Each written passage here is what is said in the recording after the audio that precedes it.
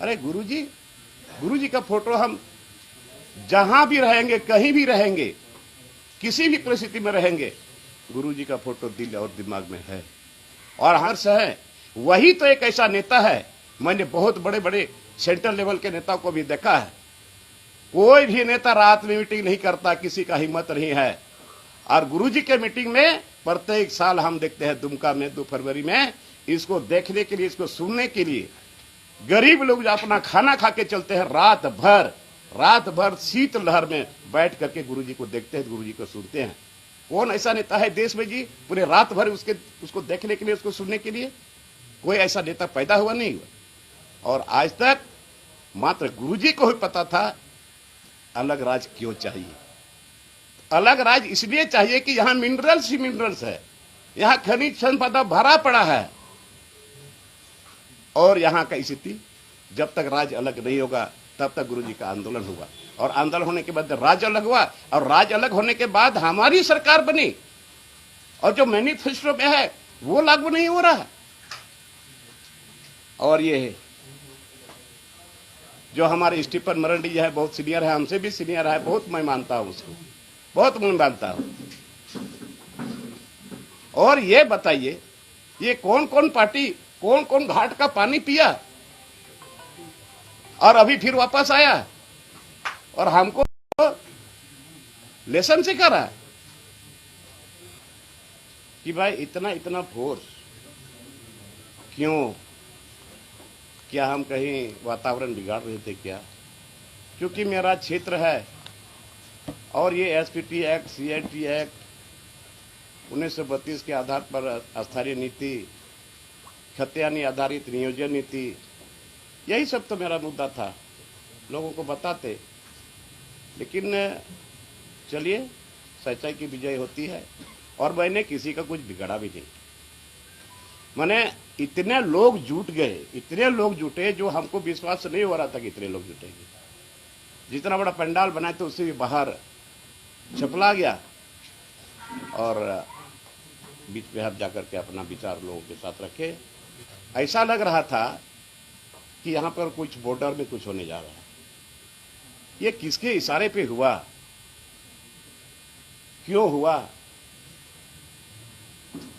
और अगर सच्चाई बात को बोलने में अगर कोई बागी बोलता है तो हम बागी हैं, सही चीज को बोलने में। खैर वो जो हो गया, आने के टाइम में कुछ एक जगह में जहां जहां चेक नाका लगा हुआ था, वहां हमने पूछा क्यों आप लोग ऐसा किए हो, किसके आदेश पर किए हो? सर ऊपर से आदेश था, ऊपर से आदेश था। चलिए, तो ये इस तरह से किसी की बोली को दाबना पुलिस फोर्स के द्वारा, आखिर शासन प्रशासन के लोगों का ही आदेश होगा। तो इस तरह से एक तरह से लोकतंत्र का ये गला घोटने का काम हुआ। इसके बाद मेरे ऊपर आरोप लगा कि लोबिन हेम्ब्रम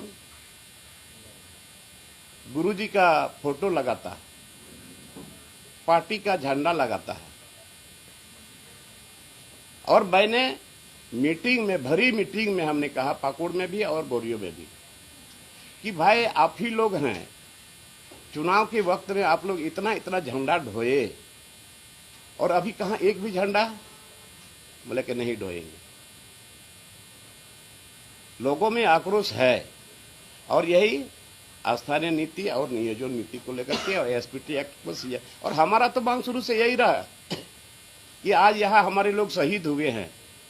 इधर बिरसा भगवान के द्वारा जो आंदोलन चला, बहुत सारे इसके साथ लोग थे, कितने लोग शहीद हुए, कितने लोगों का सिंदूर मिट गया, और कितने बच्चे अनाथ हुए। गरीबी का फायदा लोग ले रहे हैं और शिक्षा का फायदा ले रहे हैं, और अपने ही लोगों को खिला पिला के दलाल बना दे रहे हैं, और यहाँ जमीन लूट हो रहा है। क्या आज झारखंड के लोगों को बिहार में कहीं लोग घर बनाया है क्या? बंगाल में घर बनाया है क्या? उड़ीसा में घर बनाया है क्या? छत्तीसगढ़ में घर बनाया है क्या? और आज झारखंड माने बिल्कुल खुला दरवाजा है, और आने वाले समय में हम यहाँ के आदिवासी मूलवासी हम लोग अल्पसंख्यक हो जाएंगे। एक तरह जमीन भी लुटा रहा है और एक तरह नौकरी भी लुटा रहा है। इस बात को हम बराबर सदन में रखे हैं। और खास करके ये एसपीटी एक्ट, सीएनटी एक्ट के बाद पैसा एक्ट, ये पैसा एक्ट ये केंद्र सरकार के द्वारा दिया गया है, लेकिन आज तक इसका रेगुलेशन नहीं बना। क्यों नहीं बना भाई? ठीक है, पूर्ववर्ती सरकार ने नहीं किया, लेकिन ये हमारी सरकार है और इसी के लिए लोगों ने सरकार बनाने का काम किया है। और हमारी सरकार में भी इस पैसा एक्ट के लिए रेगुलेशन नहीं बनेगा, नियमावली नहीं बनेगा। यहाँ पर अभी हर जगह अभी पंचायत चुनाव हो रहा है, अभी नगर पालिका को बढ़ाया दिया जा रहा है, अभी हर जगह नगर पालिका बढ़ा है। हर 10 किलोमीटर के रेडियस में, तो 10 किलोमीटर के रेडियस में बढ़ा है, तो जितने वहां आदिवासी मूलवासी है, गांव का जो उसका संरचना है वो खत्म हो जाएगा। कि हमारी सरकार है और हेमंत सोरेन यहाँ पर एसपीटी एक्ट को सख्ती से लागू करेंगे, सीएनटी एक्ट को सख्ती से लागू करेंगे, पैसा एक्ट का नियमावली बनाएंगे और 1932 के आधार पर ये स्थानीय नीति बनाएंगे और नियोजन नीति बनाएंगे। लेकिन आज तक स्थानीय नीति नहीं बन पाया, तो फिर जब स्थानीय नीति नहीं बना तो फिर नियोजन नीति कैसे होगा? किसको आप चिन्हित किया है कि वो यहाँ का है आदमी है? उनको पूरी विश्वास है, उम्मीद है, भरोसा है कि यहाँ 1932 के आधार पर यहाँ स्थानीय नीति बनेगा, नियोजन नीति बनेगा। अब बना ही नहीं है। और तो और क्या, चुनाव के वक्त में जो चुनावी घोषणा पत्र है, जो मैनिफेस्टो है, उसमें ये सारा चीज समाहित है। अचानक माननीय मुख्यमंत्री जी ने विधानसभा में कहा कि खतियानी आधारित यहां नियोजन नीति नहीं बनेगा, कोर्ट में खारिज हो जाएगा। अरे आप बनाइए नहीं, पहले बनाइए तो इसके बाद लागू करिए, कोर्ट में क्या होगा नहीं होगा। और विश्वास है कि कोर्ट से भी हम लोगों को न्याय मिलता है। हमको बुलाया गया कि 6:30 बजे चंपाई सोरेन के घर में मीटिंग होना है। मीटिंग कैंसिल हो जाती है और मुख्यमंत्री के यहाँ अपने बुलाते हैं चैम्बर में और अपने से एक एक आदमी को कौन बोलेगा।